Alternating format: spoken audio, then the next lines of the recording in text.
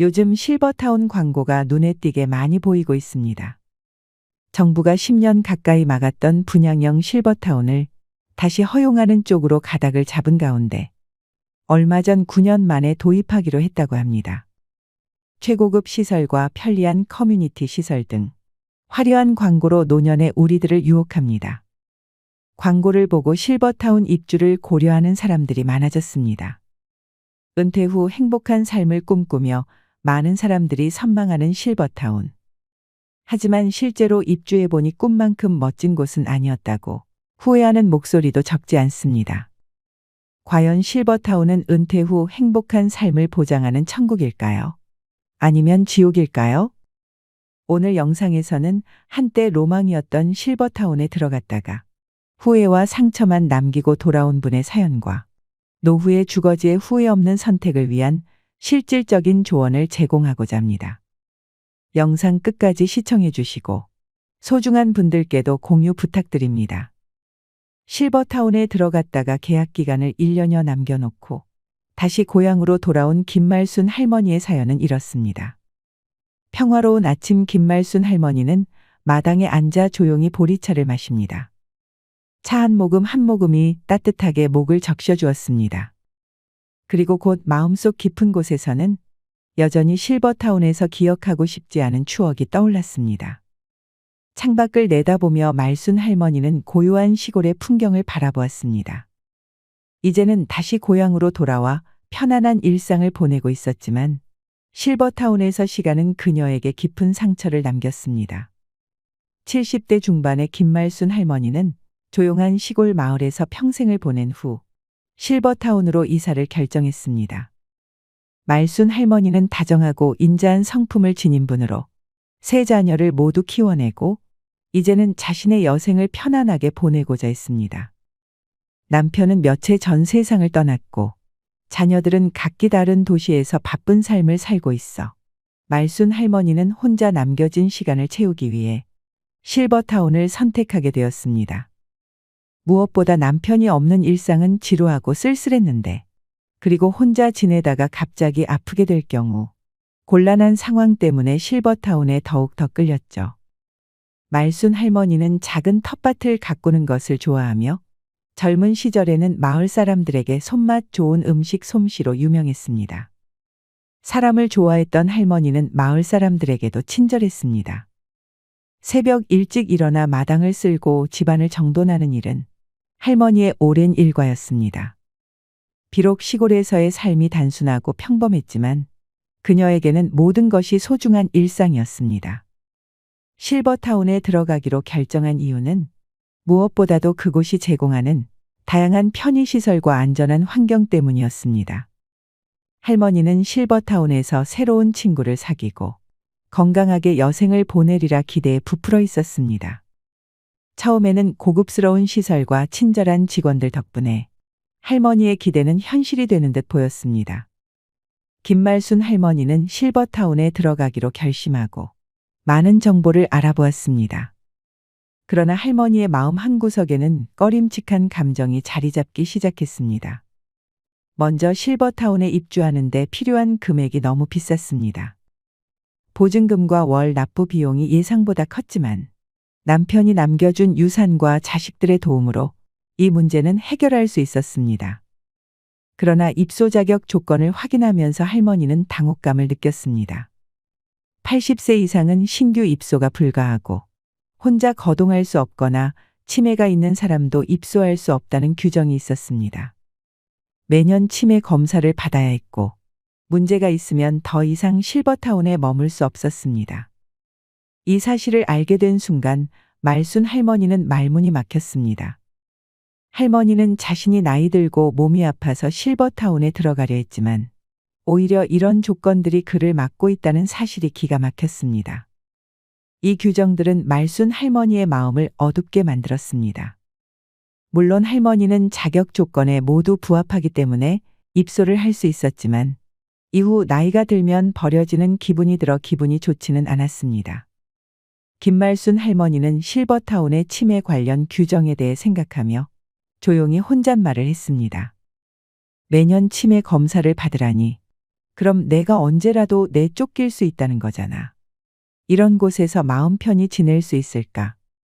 아니, 애초에 이런 규정을 만든 사람들이 우리 같은 노인들의 마음을 이해나 할까? 그때 실버타운 직원이 할머니를 설득하기 시작했습니다. 어르신, 저희 실버타운에서 유명 셰프님이 만드는 식사를 챙겨드려요. 또 몸이 불편하시면 바로 진료 받으실 수 있도록 의료진이 상주하고 있습니다. 상담사는 부드러운 미소를 지으며 이어갔습니다. 그리고 어르신 혼자 계시면 심심하잖아요. 저희 실버타운에는 목욕탕과 헬스장, 탁구장, 노래 연습실 등 다양한 시설도 사용하실 수 있어요. 할머니의 눈빛이 조금씩 밝아지자 상담사는 더욱 열정적으로 설명을 계속했습니다. 그리고 저희는 50여 개의 다양한 동아리 활동을 운영하고 있습니다.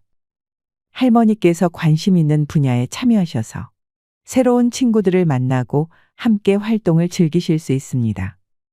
또한 매주 새로운 문화 체험 시간이 마련되어 있어 다양한 문화를 접하고 풍부한 경험을 쌓으실 수 있습니다.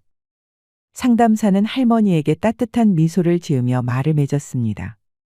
많은 분들이 이곳에서 만족하셔야 어르신도 이곳에서 행복한 시간을 보내실 수 있을 거라 믿습니다. 우여곡절 끝에 결국 할머니는 실버타운에 입주하기로 했습니다. 치매 검사가 마음에 걸렸지만 상담 직원이 할머니를 끈질기게 설득해 입주하기로 마음먹었습니다. 김말순 할머니는 실버타운에 입주한 첫 달 동안 행복감을 느꼈습니다. 새로운 환경에서의 생활은 할머니에게 신선한 공기처럼 다가왔습니다.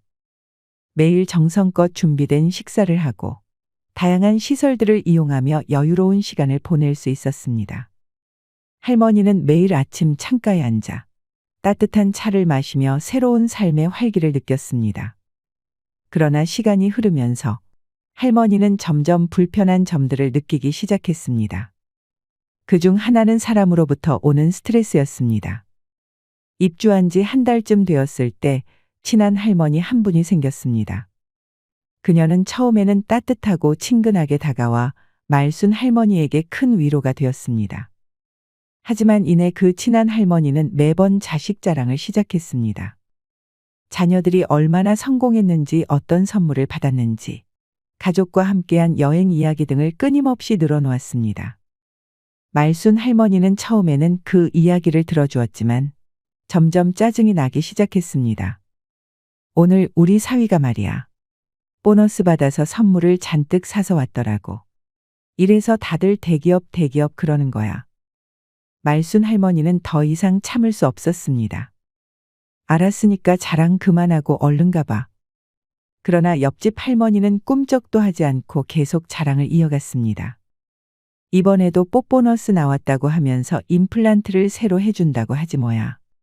내 이가 몇 개 안 좋거든. 말순 할머니는 옆집 할머니의 등을 떠밀다시피 하며 문 쪽으로 인도했습니다. 이 불편한 감정은 시작에 불과했습니다. 말순 할머니는 실버타운에서의 생활이 점점 더 견디기 어려워지는 것을 느꼈습니다. 처음에 설렘과 기대는 사라지고 그녀의 마음속에는 불안과 외로움이 자리 잡기 시작했습니다. 실버타운에는 이상한 문화가 있었습니다. 매 끼니마다 제공되는 식사는 모든 입주민들이 활용할 수 있는 식당에서 제공되었는데 그때마다 모두들 격식 있는 차림으로 등장해서 식사를 하는 것이 하나의 관습이었지만 신경 쓰지 않았습니다. 그래서 매번 편한 복장으로 식당에서 밥을 먹었습니다. 그러던 어느 날 말순 할머니는 다른 사람들이 자신을 욕하는 것을 우연히 듣게 되었습니다. 저 할망구 매너하고는 실버타운에 살면서 격식이란 걸 모르네. 한 할머니가 콧방귀를 끼며 말했습니다. 다른 할머니가 비웃으며 덧붙였습니다. 맞아, 맨날 저렇게 후줄근한 옷만 입고 다니더라. 혼자 사니까 더 그런가 봐. 아무도 신경 안 쓰니 자기를 가꾸지도 않네. 여자는 늙어도 여자인데. 세 번째 할머니는 큰 소리로 웃으며 말했습니다. 명품 하나 없는 거 보니 자식들이 신경도 안 쓰는 모양이야. 우리 딸은 나한테 항상 좋은 것만 사주는데. 더 이상 참을 수 없었던 할머니는 자리에서 일어나 그들에게 다가갔습니다. 이봐요. 할머니는 분노에 찬 목소리로 외쳤습니다. 지금 무슨 소리를 하시는 겁니까? 세 분 몰려다니면서 남 욕하는 게 격식 있는 사람이 할 수 있는 태도예요? 어이가 없어서 제발 내면을 좀 더 가꾸세요. 말순 할머니는 그 말을 남기고는 자리에서 빠져나왔습니다. 그 사건 이후로 실버타운에서 말순 할머니에 대한 소문이 빠르게 퍼졌습니다. 다른 할머니들은 은근하게 그녀를 따돌리기 시작했습니다. 할머니는 식당에서 혼자 식사하는 시간이 늘어났고 모임에서도 외면당하는 일이 많아졌습니다. 마치 투명 인간이 된 듯한 느낌이었습니다. 할머니는 외로웠지만 그래도 꿋꿋했습니다. 어느 날 말순 할머니는 오랜 친구를 만나러 갔습니다. 친구는 주상복합 아파트에 살고 있었고 말순 할머니는 그곳에서의 생활이 어떤지 궁금해졌습니다. 친구의 이야기를 들어보니 주상복합 아파트는 실버타운과 비슷한 점이 많았습니다. 아파트 단지 내에는 식당, 헬스장, 커뮤니티 센터, 수영장 등 다양한 시설이 갖추어져 있었습니다. 할머니는 아파트를 둘러보며 이곳의 활력 넘치는 분위기에 깊은 인상을 받았습니다. 이곳에는 노인들뿐만 아니라 젊은 사람들도 많아서 생동감이 넘쳐 보였습니다. 실버타운과 달리 같은 노인들끼리 교류는 적었지만 오히려 할머니는 이것이 더 마음에 들었습니다. 실버타운에서 겪었던 파렴치한 사람들을 다시 만나는 것보다 소수의 마음이 맞는 사람들과 교류하는 것이 더 나을 것 같았습니다. 물론 시설은 실버타운이 조금 더 좋았지만 아파트도 못지 않았습니다. 그리고 무엇보다 입주 비용이 크게 차이가 났죠. 친구와의 식사를 마치고 집에 돌아오는 길에 생각했습니다. 물론 장점도 있었지만 이제는 단점들만 눈에 들어오기 시작했습니다. 실버타운에서 제공하는 셰프의 음식은 처음에는 좋았지만 매번 먹다 보니 질리기 시작했습니다. 노인들을 상대로 한 메뉴라서 음식은 싱거워 맛이 없었고 집밥이 그리웠습니다. 광고에서는 많은 노인들이 있어 친구를 많이 사귈 수 있을 것이라고 했지만 현실은 달랐습니다. 대화 주제가 맞지 않아 교류가 거의 없었습니다. 실버타운의 노인들은 결국 모여서 남 욕이나 하고 자기 자식 자랑만 했습니다. 말순 할머니는 그런 사람들과 어울리는 것이 점점 불편해졌습니다. 값비싼 비용, 질리는 음식, 다른 사람 눈치를 봐야 하는 생활 방식, 그리고 무엇보다도 남의 이야기를 좋아하는 사람들 속에서 그녀는 진정한 행복을 찾지 못했습니다. 그래서 할머니는 결국 실버타운을 떠나기로 결심했습니다. 다른 할머니들은 말순 할머니의 결정을 말렸지만 그녀의 결심을 꺾을 수는 없었습니다. 여기를 떠난다고 해서 더 나은 곳이 있을까요? 한 할머니가 물었지만 말순 할머니는 단호히 대답했습니다. 여기서는 제 마음이 편하지 않아요. 더 이상은 못 참겠어요. 그렇게 말순 할머니는 결국 계약 기간을 채우지 못하고 위약금을 내고 실버타운을 떠났습니다. 다시 고향으로 돌아온 할머니는 편안한 내 집에서 새로운 삶을 시작했습니다. 우리는 나이 들면 어떤 곳에서 살지 고민하게 됩니다. 지금은 예전처럼 자기 집에서 가족의 보살핌을 받으며 여생을 보내기 어려운 현실입니다. 많은 노인이 실버타운이나 요양원 같은 노인 주거시설에서 삶의 마지막을 보내다가 병원에서 숨을 거둡니다. 많은 사람들이 그렇겠지만 형편이 닿는다면 제 집처럼 편안한 곳을 선택하고 싶을 것입니다. 실버타운은 일반 양로원과 비교할 때 경제적으로 여유가 있는 노년층이 선택할 수 있는 주거시설을 의미합니다. 24시간 경비 시스템, 최첨단 스마트 홈 시스템, 전용 골프 코스, 스파, 헬스장 등 상상 이상의 혜택을 누릴 수 있습니다. 이는 단순한 물질적인 풍요를 넘어 특별한 삶을 향한 열망을 충족시켜 주지요. 하지만 실버타운의 현실은 달랐습니다. 화려함 뒤에는 여러 가지 문제점이 존재합니다. 다음은 실버타운에 같이 입주한 80대 후반 부부의 말로입니다. 실버타운에 살던 80대 후반 노인 부부가 말이다.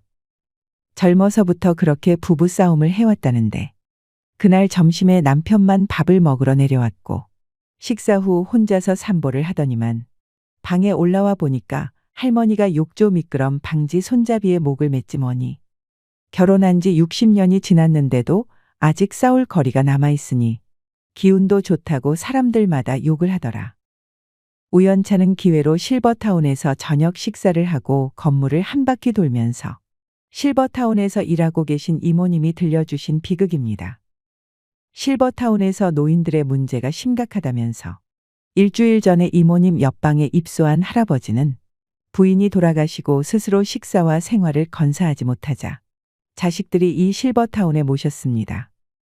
들어온 지 일주일 만에 아침을 먹으러 내려오지 않아 직원들이 올라가 보니 옆으로 누운 채로, 그러니까 벽 하나를 사이에 두고 이모님 방 쪽 침대를 향해 누운 채로 돌아가셨답니다. 실버타운을 운영하는 이들이 일상으로 대하는 비극입니다. 그러니까 말이다, 제명을 다하고 간 사람은 벽 하나를 두고 옆에서 죽어도 하나도 안 무서운데 투시는 목을 매든 떠난 사람의 방은 그 앞을 지나가기도 무섭더라. 삶과 죽음을 의연하게 받아들이고 마지막까지 자기 운명을 살아간 사람들이야.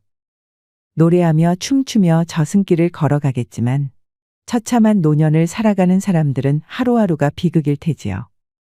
13년 전만 해도 실버타운 입주자들의 평균 연령이 75세였는데 먼저 살던 사람들은 늙고 새로 들어온 사람들은 고령자들 뿐이라 그런지 지금은 평균 연령이 85세랍니다. 식사 후 현관 앞 의자에 앉아 담소를 나누다 한두 시간 지나서 집 안으로 들어가곤 했는데 이젠 노인들이 10분을 못 넘긴다고 합니다. 제가 이모님이랑 실버타운 주위에 만들어진 산책길에서 산보를 하는 동안 추우니까 죄다 들어가 버렸어. 예전에는 이 앞에 잔뜩 앉아들 있었는데라는 말을 거듭하였습니다. 쓸쓸한 표정으로 말이죠. 실버타운에 입소한 한 할머니는 지난번 검사 결과로 약을 바꿔 드시면서 정신이 더 맑아지고 밤이나 낮이나 약에 취해 누워 계시던 모습 대신 요즘에는 하루 종일 침대에 앉아 TV 보고 계신다고 하는데요. 이모님 말에 의하면 90 중반을 넘기면서 할머니가 바뀐 점이 고집이 너무 세졌다고 합니다. 이젠 당신이 하고 싶은 것만 하지 생활규칙이나 약속은 지독히도 안 지키신다는 말을 덧붙이셨습니다. 그래서 노인분들이 이 할머니를 싫어해서 같이 늙은 마당에 왕따 아닌 왕따를 당하고 있다고 했지요. 직원 입장에서 7시 30분에 아침 식사도 전화를 하고 사람이 올라가서 모셔 내려와야 하니 직원들로는 보통 고달픈 일이 아니랍니다. 하지만 이곳 실버타운 원장님 말씀은 다릅니다. 노인들이 살기에 실버타운은 최고의 천국이라고 합니다. 외로움도 없고 불편할 일도 없다는 것이지요. 누구 말이 맞는 걸까요? 실버타운의 환상과 현실 사이에서 지금도 실버타운 입주를 고민하고 계신 분들이 있으실 거라 생각됩니다. 본인의 성향과 취향을 잘 고려하셔서 판단하셔야 됩니다. 실버타운은 나와 맞지 않는 것 같아라고 생각하시는 분들도 인생의 마지막을 보낼 거주지를 잘 선택하셔야 되는데요. 노후엔 어떤 집에서 살아야 할까? 노년기를 앞두면 누구나 해보는 고민입니다. 여러분은 현재 어떤 집에서 살고 계신가요? 은퇴 이후 넓고 탁 트인 정원에서 반려동물과 뛰노는 한적한 시골 생활 또는 도심 속 문화시설이 가득한 곳에서의 여유로운 도시 생활을 꿈꾸기도 합니다. 이미 그런 집에서 살고 계신 분도 또는 주거지 이동을 고민 중인 분도 계실 텐데요. 실제로 예비 은퇴자 2명 중 1명은 은퇴 이사를 고민한다고 합니다. 한 조사에 따르면 50에서 65세 중장년 2,000명에게 노후의 주거지에 대해 물었더니 지금 집에서 계속 살겠다와 다른 집으로 이사하겠다는 응답이 반반이었습니다. 일반적으로 중년에서 노년으로 넘어가는 시점에는 이사를 한번 간다고 하는데요. 노후에 살기 좋은 집은 따로 있다는 거 아셨나요? 우리는 나이가 들면 자식보다 믿을 건 집밖에 없다고 얘기하기도 합니다. 이처럼 노후의 보금자리는 인생 후반을 행복하게 보내기 위해 간과해서는 안 될 중요한 요소입니다. 노후에 살기 좋은 6가지 집에 대해 알아보겠습니다. 첫 번째, 최소 10평 미만의 집은 피해라. 최소 10평 미만의 집은 피해라입니다. 실제로 60대 이후에는 자녀들을 모두 출가시키고 부부 또는 혼자 사는 시니어들이 많습니다. 이때 무조건 작은 집으로 가야겠다는 생각에 10평 미만의 집을 선택하는 경우도 있는데 보통 정부에서 지원하는 실버 임대주택의 경우에도 전용 8평, 10평 정도가 많고 오피스텔의 경우에도 10평이 채 안 되는 곳이 많습니다. 하지만 나이가 들면 너무 좁은 집에는 살 수 없습니다. 여기서 좁은 집이라고 하는 것은 10평 미만을 이야기하는 것입니다. 10평이라는 것이 사람이 자기가 원하는 물건을 놓고 정신적 안정감을 추구하기에 최저 조건이며 흔히 말하는 복지적 공간이라고 합니다. 노후에 가장 좋은 주거 형태는 18에서 20평대의 소형 평수이면서 쇼핑, 의료, 취미, 오락, 친교까지 모두 가까운 거리에서 해결할 수 있는 주거 형태가 가장 좋습니다. 두 번째, 복지관 근처로 가라. 복지관 근처로 가라입니다. 우리나라의 집은 학군에 따라서 집값이 결정되는데 반해 초고령 사회인 일본은 복지관 근처 집값이 굉장히 비싸다고 합니다. 복지관 근처에서 많은 노인들이 좋은 서비스를 받기 때문에 복지관 근처에 좋은 집이 많고 집값도 비싸다고 합니다. 나는 아직 복지관 다닐 나이는 아니야 라고 생각하시는 분들이 계실지 모르겠습니다. 하지만 지금이야 근처에 친구들도 있고 아직 왕성하게 일하시는 분들도 계시지만 나이 들면 들수록 우리가 사는 곳에서 배움과 즐거움을 찾기는 힘든 것이 사실입니다. 그러다 보니 나중에는 어디에서 가장 많은 시간을 보내게 될까요? 바로 복지관입니다. 그 이유는 복지관 안에는 교육과 돌봄이 있습니다. 그뿐만 아니라 먹는 것까지 해결이 됩니다. 좋은 영양사도 있고 밥도 비싸지 않고 거기다가 각종 양질의 교육들이 많습니다. 자원봉사할 것들도 있어 보람도 느낄 수 있습니다. 시설도 굉장히 좋으면서 국가가 끊임없이 지원을 하고 관리까지 하며 전문가가 수시로 와서 교육도 합니다. 나이 들어 이런 집결된 서비스를 받을 수 있는 곳은 복지관 말고 찾기 힘듭니다.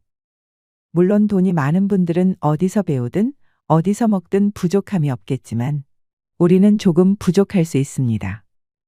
특히 요즘같이 물가가 높을 때는 문 밖을 나가기가 무서울 정도입니다. 무엇을 배워보고 싶어도 돈 걱정부터 앞서게 되는데 이럴 때 복지관이 대안이 될 수 있습니다. 그래서 노후에는 내가 즐길 수 있고 친구도 만날 수 있는 복지관 근처에 사는 것이 좋습니다. 세 번째, 병원이 30분 이내에 있는 집을 선택해라. 병원이 30분 이내에 있는 집을 선택해라입니다. 가까우면 가까울수록 좋은 것이 병원이지만 제가 특히 30분을 강조하는 이유는 우리가 기초 의료 서비스에 접근하기 위한 최단 시간이 30분이기 때문입니다. 정말 위급한 상황을 제외하고는 30분 이내에 병원에 갈 수 있으면 됩니다. 요즘 의료시설이 잘 되어 있어 지방 몇몇 곳을 제외하면 보통은 30분 이내에 병원이 있습니다. 노후에 집을 선택할 때는 병원이 가장 우선순위가 되어야 합니다. 중년을 넘어가면서 건강에 대한 이슈가 굉장히 커지게 됩니다. 아무리 몸 관리를 잘한다고 해도 70이 넘어가면 병원을 자주 가게 됩니다. 가벼운 병은 가까운 곳에 가서 치료를 한다고 하지만 중병이나 장기질환들, 만성질환들이 계속 발생하게 되면 큰 병원을 많이 이용할 수밖에 없습니다. 그래서 질병에 대한 관리가 가능한 곳이 30분 이내에 갈 수 있는 것이 가장 좋습니다. 네 번째, 자녀와 살아야 한다면 가치보다는 근처를 선택해라. 자녀와 살아야 한다면 가치보다는 근처를 선택해라입니다. 우리는 자녀와 살고 싶지 않지만 어쩔 수 없이 함께 살아야 하는 상황이 올 수 있습니다. 많은 시니어분들이 사별을 경험할 때 이사를 생각하게 된다고 합니다. 사별을 경험하게 되면 내가 몇십 년을 살던 내 집이 갑자기 공허하고 무섭기 시작합니다. 또 한 가지는 집이 너무 관리하기에 크고 어렵습니다. 그래서 그때 집을 좁혀 가거나 아니며 자녀들이 가까이 있는 쪽으로 옮겨가시는 분들이 많이 계십니다. 이때 우리가 반드시 생각해야 할 것 있습니다. 부모와 자녀가 함께 살면 주거비나 식비의 부담이 줄어들고 외로움은 어느 정도 해소될 수 있으나 사위나 며느리와의 관계에서 오는 새로운 인간관계 스트레스가 생길 수 있다는 것입니다. 따라서 자녀와 함께 살아야 한다면 함께보다는 근처에서 사는 것이 가장 이상적입니다. 손주가 어렸을 때는 손주를 돌보는데 손을 보태거나 성장을 지켜보며 삶의 활력을 얻는 것도 좋습니다. 이렇게 자녀와는 적절한 거리를 유지하는 방법이 노후 생활에서 스트레스를 최대한 줄이면서 현명하게 지내는 방법입니다. 5번째, 근처에 공원이나 산책로가 있는 집을 선택해라. 근처에 공원이나 산책로가 있는 집을 선택해라입니다. 우리 시니어분들이 스포츠나 산책 등에 참여하는 비율이 매년 증가하고 있습니다. 노년기에는 늘어난 시간적 여유를 이용하여 산책이나 가볍게 운동을 할 수 있는 공원 또는 산책로가 주변에 있는 주거 환경이 좋습니다. 노년기가 되면 활동성이 떨어지고 야외 활동을 적게 하게 됩니다. 하지만 나이가 들수록 적당한 야외 활동을 하여 신체 활력을 증진해야 합니다. 동네 주변의 산책은 신선한 공기 자연의 아름다움을 느낄 수 있어 심혈관 건강 증진뿐만 아니라 노인 우울증 예방에도 아주 좋습니다. 6번째, 노후용 집은 따로 있다. 노후용 집은 따로 있다입니다. 우리가 집을 소유하고 있으며 재산세 관리비 같은 여러 가지 유지 비용이 발생됩니다. 신혼이나 2에서 30대에 산 집이라면 30년 이상이 지난 건물이 됩니다. 여기서 반드시 확인하셔야 할 부분이 있습니다. 바로 노후에 내가 이 집을 매매한다면 얼마나 받을 수 있는지 금액을 미리 파악해 두는 것입니다. 내가 거동이 불편해져 돌봄 시설이나 병원에 가야 할 때 그 비용을 집 한 돈으로 충당할 가능성이 크기 때문입니다. 내가 가지고 있는 금융자산이 적으면 자택 매매를 고려하지 않을 수 없게 됩니다. 나이 들어 갑자기 닥칠 수 있는 상황들을 대비하는 것입니다. 그리고 현재 사는 집이 너무 오래되었거나 나에게 너무 크고 관리하기 어렵다면 노후용 집으로 이사하는 것을 권하고 싶습니다.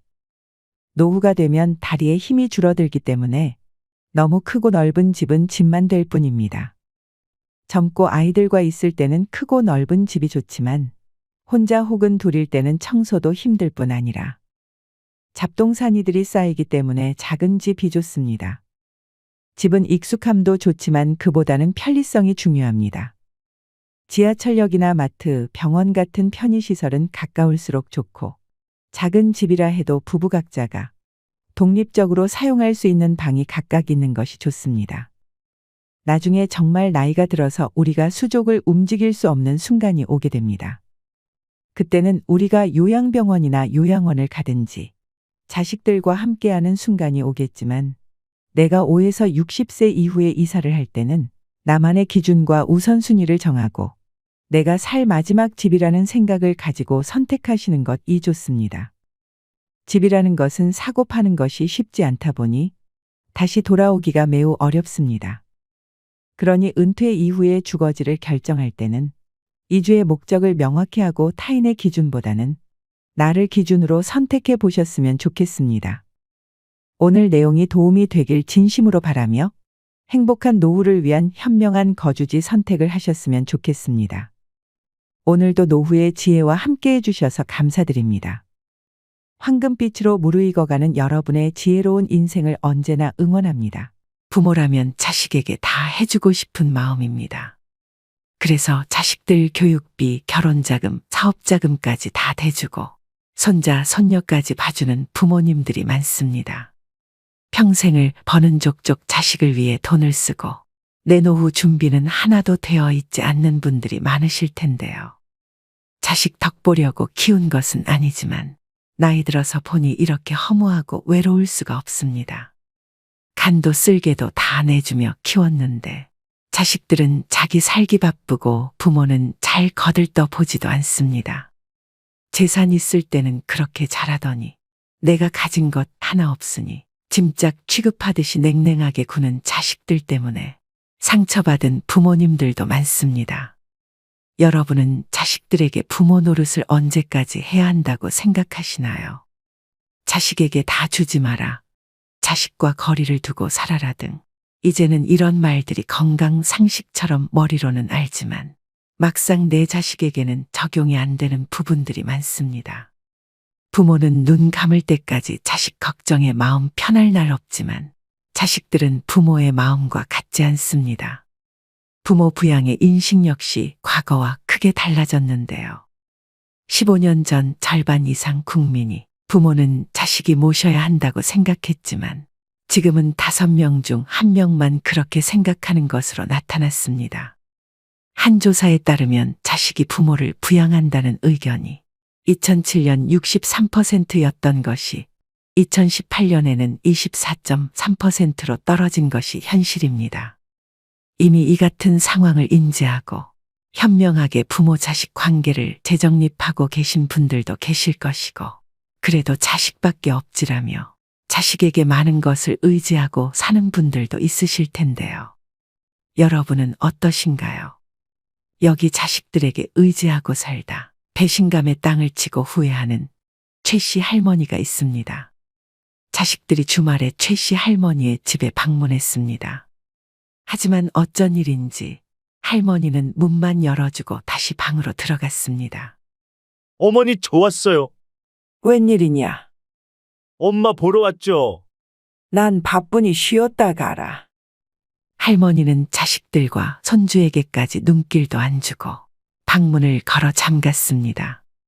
언뜻 서운함이 느껴지는 할머니와 자식들에게는 어떤 사연이 있었을까요? 할머니는 어릴 적 10살도 채 되기 전에 어머니가 지병으로 세상을 떠나게 되면서 가족 모두 함께 농사를 지으러 작은 시골 마을로 이사를 했습니다. 그렇게 가족들과 논농사와 콩농사를 지으며 생계를 꾸리다 할머니는 19의 고운 나이에 띠동갑 연상의 군인이었던 남편을 만나 결혼을 했습니다. 결혼하고 초반에 남편은 너무 다정했고 그렇게 어머니의 빈자리를 느끼지 못할 만큼 할머니는 행복한 하루하루를 보냈습니다. 하지만 그 행복은 오래가지 못했습니다. 전쟁이 발발하며 다른 나라로 파병을 가게 된 남편은 무사히 돌아와 할머니와 2명의 자식을 낳았지만 시간이 갈수록 남편은 전쟁 후유증으로 인해 알코올 중독자가 되었습니다. 사람이 전쟁이나 고문, 자연재해 사고 같은 큰 사건을 겪은 뒤에는 공포감이나 불안, 우울증이나 불면증을 경험하게 되는데 최 씨 할머니의 남편도 이를 피할 수 없었습니다. 할머니의 남편은 점점 술을 마시는 빈도가 높아졌고 심지어 폭력을 행사하기도 했습니다. 남편과 좋은 추억들이 많았던 할머니는 차마 남편을 두고 도망을 갈 수는 없었지만 자식들을 맞고 살게 키울 수가 없어 고향에 있는 이복 동생의 집에 자식들을 맡겼습니다. 할머니는 자식들이 어딜 가든 지금 여기보다는 나을 것이라 생각했습니다. 하지만 자식들은 그곳에서 심한 차별을 겪어야 했습니다. 할머니는 농사를 하며 번 돈을 이복 동생에게 보냈음에도 할머니의 자식들에게 제대로 밥을 주지 않았고 힘든 일을 도맡아 시켰습니다. 얘 빨리 일어나지 못해? 밥값 해야 할 거 아니야. 여기도 집안 사정이 넉넉하지 않았기에 자식들은 꿀꿀이 죽을 먹어야 했습니다.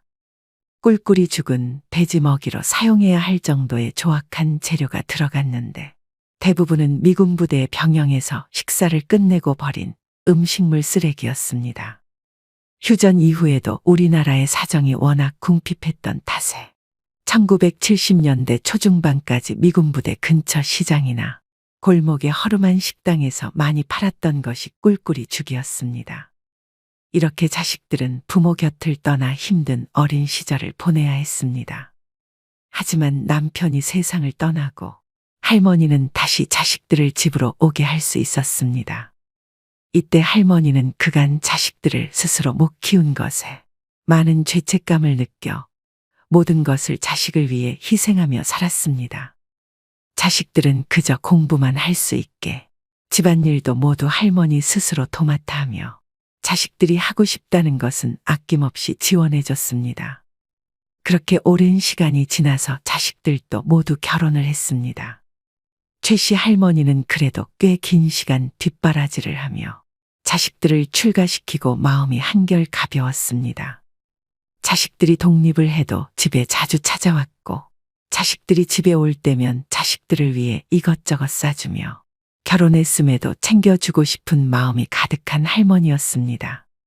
그렇게 가득 챙겨줄 때마다 할머니는 정성스레 쓴 손편지도 같이 건네주었습니다. 며느리도 어찌나 착하던지 집에 올 때마다 엄마 엄마 하며 아주 살갑게 할머니를 대해줬습니다. 엄마, 어디 아픈 데는 없으시죠? 부탁할 거 있으면 언제든 얘기하세요. 그래, 고맙다, 새아가. 며느리는 할머니가 무언가를 줄 때마다 기쁘게 받았고 그 기쁜 모습을 볼 때마다 할머니는 더 챙겨주고 싶었습니다. 그렇게 그날도 어김없이 한가득 음식과 간식을 아들과 며느리 손에 쥐어주었습니다. 그날 할머니는 저녁에 산책을 가려고 하는데 길가에 버려진 간식들을 보았습니다. 저게 뭔가 싶어서 가까이 갔던 할머니는 오전에 자기가 자식에게 주었던 그 간식과 같은 것임을 확인했습니다. 그 간식은 이 주변에 팔았던 간식이기에 누가 저 아까운 것을 버리고 갔나 확인해 봤더니 그 안에는 할머니가 정성스럽게 적었던 손편지가 같이 들어 있었습니다. 그랬습니다. 할머니가 줬던 음식들과 간식들은 대부분 아들과 며느리는 차에 타기 전에 그 동네에 버리고 간 것입니다. 할머니는 실수로 두고 갔다고 생각하고 싶었습니다. 다음에 자식들이 왔을 때 마찬가지로 아들 내외에게 간식들을 잔뜩 챙겨주러 안방에 들어갔던 할머니는 아들과 며느리가 수군대는 소리를 들었습니다. 할머니는 작은 소리에도 잠을 잘 못 주무실 만큼 귀가 예민했고 때문에 며느리의 말을 또렷이 들을 수 있었습니다. 그만 좀 주시라고 해. 이런 거 누가 먹는다고. 저번에 주신 것도 너무 냄새나서 차 타기 전에 바로 버렸잖아. 버리는 것도 다 일이라고. 어떻게 그래? 저렇게 좋아하시는데. 그때 버려진 간식이 실수가 아니었다는 것을 할머니는 그제서야 깨달았습니다. 할머니는 그 자리에서 두 손 한가득 들고 있던 간식들을 내려놓았습니다. 그러고는 다시 거실로 나와서 아이고, 내가 너네 주려고 간식을 사놓는다는 걸 오늘은 깜빡했나 보구나. 나이 드니 기억이 영 가물가물하네. 다음에는 꼭 챙겨주마. 그래, 괜찮아, 엄마. 맞아요. 아직 주신 간식들도 집에 많이 있어요. 라고 말하며 좋아하는 표정을 숨기지 못하는 며느리의 모습을 보며 할머니는 씁쓸했습니다. 그래도 자식 온다고 음식을 만들어서 싸놓았던 도시락을 자식들에게 건네며 이거라도 가져가라고 했습니다. 순간 며느리의 표정은 일그러졌지만 할머니는 애써 무시하며 아들에게 도시락을 건네주었습니다. 아들 부부가 차에 타는 모습을 할머니는 지켜봤습니다. 하지만 얼마 안 가 아들 내외는 마트에서 노란색 비닐봉투를 사고 나왔습니다. 그 자리에서 며느리가 눈살을 찌푸리며 할머니가 준 도시락에 있는 음식들을 모조리 쓰레기 봉투 안에 담고 할머니 집 건물 앞에 버리고 다시 출발했습니다. 그 음식은 할머니가 잠도 줄여가며 이른 새벽부터 만든 음식이었습니다. 그 다음에 자식들이 찾아왔을 때 할머니는 며느리가 음식을 버린 사실을 모른 채 했습니다. 대신 몸이 불편하다며 오늘은 줄 것이 없다고 말했습니다. 요새 몸이 안 좋아서 뭐 하나 줄 게 없구나. 그러자 며느리는 뻔뻔스럽게 답합니다. 어머니, 저번에 해주신 멸치볶음 너무 맛있었는데 서운해요.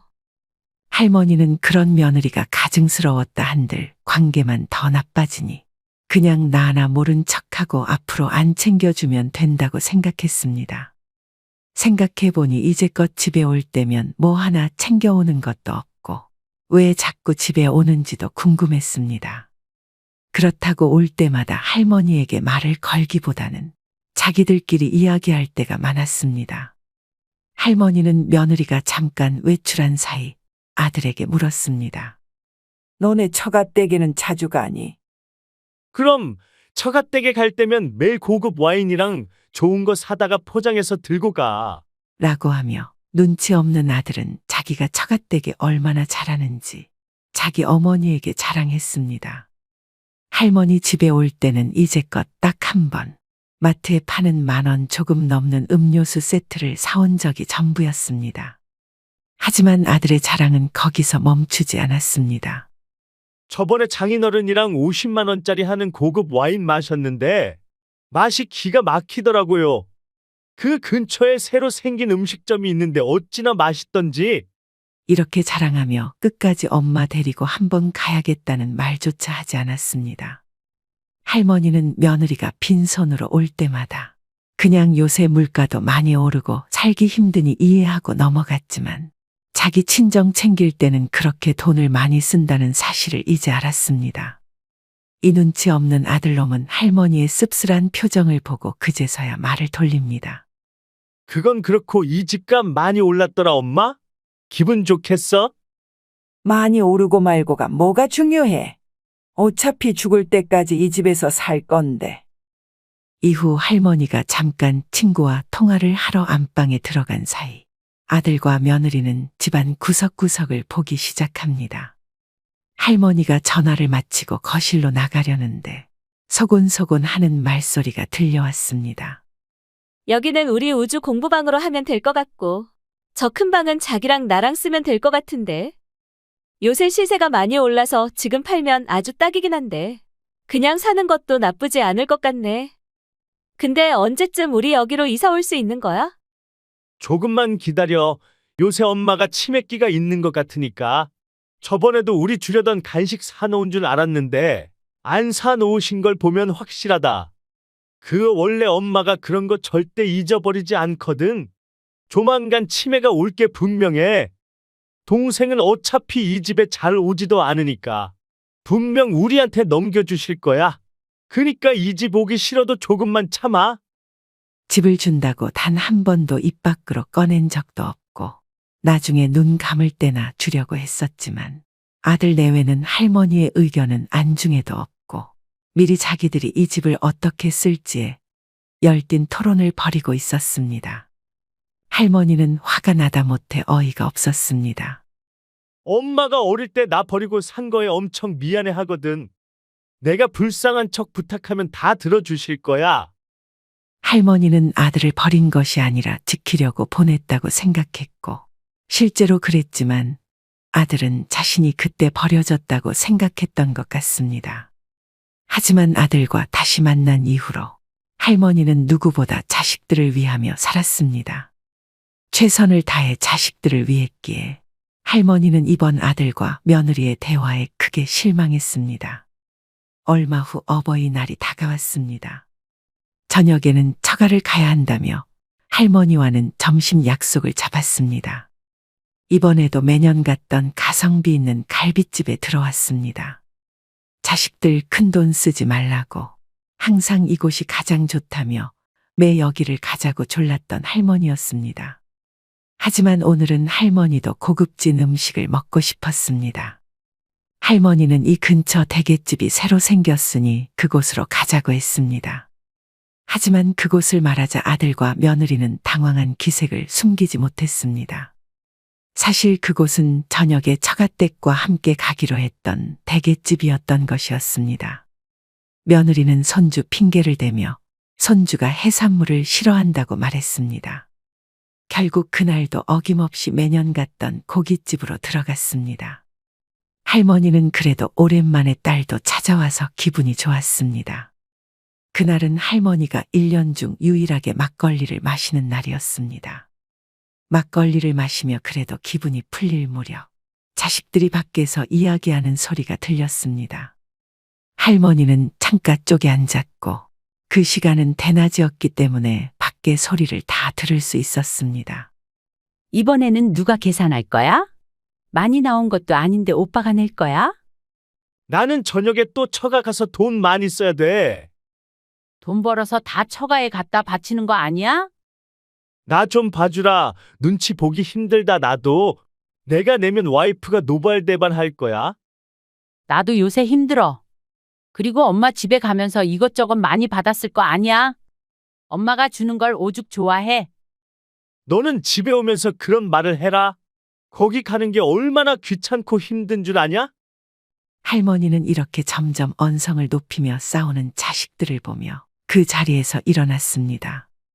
그러고는 고기를 채 반도 먹지 않은 상태에서 뒷주머니에 있는 작은 흰 뭉치에서 돈을 꺼내 계산대로 향했습니다. 그러고는 다시 자식들이 돌아왔고 할머니는 화장실을 간다고 하며 집으로 돌아갔습니다. 아니, 집으로 돌아가면 자식들이 찾아올 게 뻔했기에 근처 공원으로 발걸음을 돌렸습니다. 자식들에게는 취했으니 나 먼저 집으로 들어간다는 문자 한 통을 남기고 공원으로 발걸음을 재촉했습니다. 그날은 공원에 사람도 없고 참으로 조용했습니다. 그 자리에서 들리는 것은 할머니의 숨죽이는 울음소리 뿐이었습니다. 집에 들어갔을 때는 자식들이 들어와 있었습니다. 할머니는 혼자 방에 들어가 조용히 눈물을 다시 한번 삼켰습니다. 그렇게 혼자 방 안에서 울고 있다는 걸 알면서도 거실에서 하하호 TV 보며 웃는 소리가 할머니를 더 비참하게 만들었습니다. 하나같이 계산적인 자식들의 모습을 볼 때마다 차라리 가진 게 없었으면 오히려 속 편할 것 같다는 생각이 들기도 했습니다. 할머니는 이렇게 남보다 가족이 못하다는 느낌이 들 때 그렇게 서글플 수가 없었습니다. 하지만 어릴 때부터 산전수전 다 겪어본 할머니였습니다. 할머니는 그날 다짐했습니다. 더 이상의 부모 노릇은 하지 않고 이제는 오직 자신만을 위해 살아가겠다고 말이죠. 할머니는 이날부터 자식에게 의지하는 것을 포기했습니다. 예전에는 자식들에게 미안해하면서도 이런 부탁 저런 부탁을 했었는데 그렇게 할머니가 부탁할 때면 자식들은 억지로 들어주기 일쑤였습니다. 그런 모습이 보기 싫어서 하고 싶었던 것을 많이 포기했던 할머니였습니다. 하지만 이제 할머니는 스스로 배우기를 시작했습니다. 버스 타는 것부터 택시 잡는 법까지 주변 어르신들 혹은 그냥 지나가는 행인에게 물어보며 실수도 해가며 하나씩 배워갔습니다. 차라리 모르는 사람에게 부탁하는 게 자식들에게 부탁해서 자식들 귀찮아하는 표정을 보는 것보다는 마음이 편했습니다. 집도 주택연금을 받기 위해 정보를 알아보았습니다. 집만큼은 절대 자식들에게 줄 마음이 없었고 어차피 주택연금 받는 법을 자식들에게 물어봤자 자식들은 반대할 것이 뻔했기 때문에 이것도 할머니 스스로가 알아보았습니다. 이렇게 할머니는 혼자 잘 지내는 법을 하나씩 배워가며 자식들이 집에 와도 이제는 문만 열어주고 자기 할 일 하기 바빴습니다. 뭔가 이상함을 느낀 아들과 며느리는 몰래 방으로 들어가 할머니가 집담보로 주택연금을 받으려 한다는 사실을 알게 됐습니다. 그러자 며느리는 화를 참지 못해 할머니에게 다가가 물었습니다. 어머니, 이 집 담보로 주택연금 받으시려고요? 누구 맘대로요? 누구 맘대로라니. 내 집 내 맘대로 하겠다는데 뭐가 문제니? 아니, 저희 이 집 주시려는 거 아니었어요? 제가 이 집을 얼마나 자주 와서 어머니를 모셨는데 어떻게 이래요? 모시긴 뭘 모셔. 내가 준 거 전부 다 버리고. 버릴 거면 너네 집 주변에 버리지. 왜 내 집 주변에 갖다 버리니? 그리고 애초에 니네가 이 집에 뭐 하나라도 제대로 들고 온 적 있니? 너네 친정에는 그렇게 돈 쓰는 거 내가 모를 줄 알았니? 할 말이 없었던 며느리 대신 남편이 와서 엄마에게 화를 냅니다. 엄마, 기억도 가물가물한데 이 집에서 평생 살아서 뭐 하게요? 치매 걸리면 누가 돌봐준다고요? 치매, 내 기억력 아직 멀쩡하다. 아, 저번에 간식, 너네가 하도 주는 거 갖다 버리길래 일부러 거짓말 한 거다. 나 아직 쌩쌩하고 설령 치매 걸린다고 해도 너네한테 돌봐달라고 할 일 죽었다 깨어나도 없으니 그만 썩 나가라. 아들과 며느리는 버텼지만 할머니는 집에 있는 소금을 당장 뿌리기 전에 얼른 나가라고 소리쳤습니다. 처음 보는 할머니의 모습에 겁을 먹은 아들과 며느리는 잽싸게 도망갔습니다.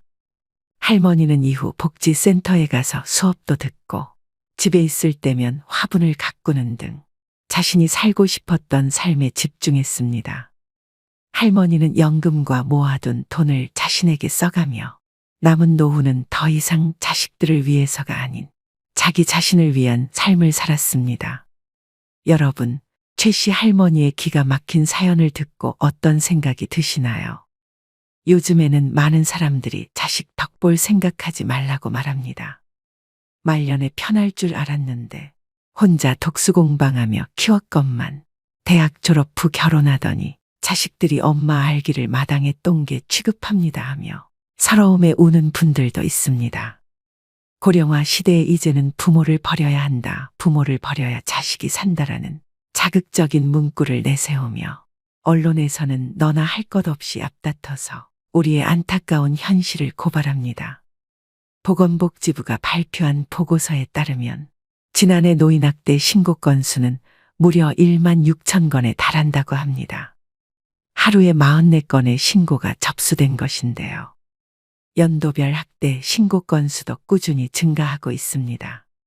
그런데 노인의 학대가 대부분 가정에서 일어난다는 것을 알고 계신가요? 전체 85%가 가정 내에서 발생한 학대였다고 합니다. 사랑하는 자식에게 학대를 당한 노인들의 가슴에는 시퍼런 멍만 남습니다. 초고령화 사회로 접어들고 있는 만큼 자식에게 버림받는 부모의 사연은 가볍게 봐서는 안 될 문제입니다. 자신을 돌볼 틈도 없이 노후를 향해 열심히 달려온 윗세대 앞에 느닷없이 등장하는 복병이 있습니다. 독립하지 못하는 성인 자녀, 갑자기 닥쳐오는 부모의 간병, 황혼이 온 리스크가 그것들로 모두 사랑하는 가족과 관련됩니다. 인생의 함정과도 같은 이 위기를 잘 극복하려면 무엇을 준비해야 할까요? 오늘은 부모의 노후를 갉아먹는 자녀 리스크에 관한 이야기를 해볼까 합니다. 부모 품으로 돌아가는 성인 자녀, 이른바 캥거루족이 늘고 고령화되고 있습니다. 연구에 따르면 만 19세에서 49세 성인 남녀 중 30%가 부모와 동거 중입니다. 40대라 해도 미혼자는 50%가 부모와 함께 삽니다. 만원과 비혼 풍조가 퍼지고 취업난과 주거비 부담이 겹치면서 자녀들이 독립하지 못하고 있는 것입니다. 한국 부모들은 자녀에 대한 무분별한 지원이 문제가 됩니다. 많은 교육비를 투여한 것도 모자라 자녀가 결혼하면 집 팔고 대출받아 지원해주는 것을 당연하게 여깁니다. 더 심각한 것은 결혼 후에도 사업자금이나 생활비, 교육비 등의 명목으로 손을 벌리는 자녀들이 적지 않다는 점입니다. 이렇게 되면 아무리 노후 계획을 탄탄하게 세웠다 해도 무용지물이 됩니다. 우리 주변에는 자녀들의 등살에 다 쓰고 죽겠다며 선포했던 부모의 노후 계획이 흔들리는 슬픈 이야기들이 넘쳐납니다. 유전유효, 무전무효라거나 미리 재산을 안 주면 시달려서 죽고 찔끔찔끔 주면 쫄려서 죽고 다 주면 굶어 죽는다는 슬픈 우스갯 얘기마저 나도는 상황입니다. 성인 자녀 입에서 노인은 돈 쓸 일도 없지 않느냐라거나 여유 있으면서 왜 안 도와주느냐, 상속 미리 한다고 생각하시라는 말이 나올 정도면 부모 자식 관계는 악화될 대로 악화된 상태입니다. 하지만 평소 자녀 리스크에 대비할 것을 누누이 강조해온 전문가들은 노후 자산을 너무 쉽게 내어주다가는 자칫 부모와 자녀 세대가 함께 무너질 수 있다고 경계합니다. 그렇다면 자녀 리스크를 피하려면 어떻게 해야 할까요? 첫째, 부모의 노후 계획에 대해 자녀들에게 정확히 설명해주고 부모의 노후도 소중하다는 점을 공유해야 합니다. 부모 재산의 소유권은 부모에게 있다는 점도 분명히 해둘 필요가 있습니다. 50대, 60대는 자녀 교육에 올인하는 동시에 부모 봉양 부담도 짊어진 낀 세대입니다. 부모 세대가 80세를 넘어서면 건강이 급격히 악화되고 보살핌이 필요해지는 경우도 생깁니다. 자신의 노후 준비도 안 돼 있건만 기나긴 간병 부담에 맞닥뜨리는 것입니다. 독박 간병의 고통은 겪어보지 않은 사람은 알 수 없습니다. 특히 노인의 정신적 퇴행을 가져오는 치매는 간병하는 사람의 심신을 갉아먹는 재앙에 가깝습니다. 부모님은 내가 모시고 간다. 2013년 한류스타의 아버지가 이런 유서를 남기고 부모님과 함께 세상을 뜬 사건이 일어나 세상을 놀라게 했습니다. 평소 극진한 효자였던 아버지는 연예인인 자녀들을 배려해 혼자 부모 간병 부담을 짊어졌고 우울증에 걸렸을지언정 힘들다는 내색조차 비치지 않았다고 합니다. 오랜 세월 부모님 밥을 떠먹여 드릴 정도로 간병에 몸바쳐온 효자가 부모를 돌아가시게 한 페류나가 돼버린 것입니다. 그들을 사지로 내몬 것은 효도하는 자식이었을까요? 아픈 부모였을까요? 우리는 이런 문제들에 대해 진지하게 고민해야 합니다. 둘째, 자녀에게 경제적 자립심을 갖게 해주고 금융교육을 시키는 것이 명문대 졸업장보다 훨씬 중요합니다. 자녀가 스스로의 힘으로 살아갈 수 있도록 교육해야 한다는 얘기인데 이게 가능하려면 부모 스스로도 자녀에 대한 집착에서 벗어나야 합니다. 특히 저성장 시대에는 여건에 맞게 소비를 조절하고 절약하는 능력이 절실해집니다. 즉, 자녀 리스크를 줄일 수 있는 가장 기본적인 방법은 자녀에게 경제적 자립에 대해서 가르쳐야 한다는 것입니다. 경제적으로 자립하지 못하면 평생 누군가에게 얹혀서 살 수밖에 없는데요. 진정한 경제적 자립이란 주어진 경제적 상황에 자기 자신을 맞춰 넣는 능력을 기르는 것입니다. 자녀에게 결핍에 적응하는 방식을 가르치는 것도 중요합니다. 또 자녀에게 어릴 때부터 투자 교육을 시키는 것도 중요하다고 했습니다. 셋째, 은퇴 노후 전문가들은 목돈은 가능하면 현금 흐름으로 바꾸라고 조언합니다. 노인의 재산을 호시탐탐 노리는 세력은 도처에 있다며 목돈 그 자체가 폭탄 같은 위험물이라고 말합니다. 목돈을 연금이나 배당 수익이 나오는 형태로 묶어놓으면 자녀건 사기꾼이건 그 돈에는 손을 댈 수 없고 노인은 시간을 자신의 편으로 만들 수 있다는 것입니다. 여기 두 노인의 사례가 있습니다. 10억 이상의 현금을 가졌던 A 노인과 해마다 4천만 원 연금을 받는 B 노인의 노후 비교입니다. 두 분 모두 노안으로 10년째 요양시설에서 생활하고 있습니다. 자녀들은 극진히 모시지만 긴 병의 효자는 없는 법이죠. 그런데 A 노인의 자녀들은 시간이 갈수록 어머니가 빨리 돌아가시기를 바라는 반면 B 노인의 자녀들은 오래오래 사시기를 바라더라고 합니다. 왜 그럴까요? 목돈은 주인이 오래 살수록 줄어들지만 연금은 삶을 이어가는 한 따박따박 나오니 오래 살수록 유리하다고 생각하는 것입니다. 참 현실적이면서도 안타까운 얘기가 아닐 수 없습니다. 오늘의 영상 어떠셨나요? 요즘 주변 친구들이나 환갑을 넘은 지인들을 보면 열의 8 정도는 자녀 리스크로 마음고생을 하고 계시는 것 같습니다. 대학을 졸업하고도 아직까지 취직을 못하고 있는 자식, 30이 한참 넘었는데도 아직 결혼을 하지 못하고 있는 자식, 부모가 밀어주어 사업을 시작했는데 시원찮은 자식, 대학을 졸업하고 아직도 경제적인 독립을 하지 못하고 부모 집에 얹혀서 삼시세끼를 먹고 사는 자식, 자식이 자식을 낳으면 그 자식을 부모에게 맡기는 바람에 꼼짝없이 손자 손녀를 돌보느라 감옥 아닌 감옥 생활을 하고 사는 부모들.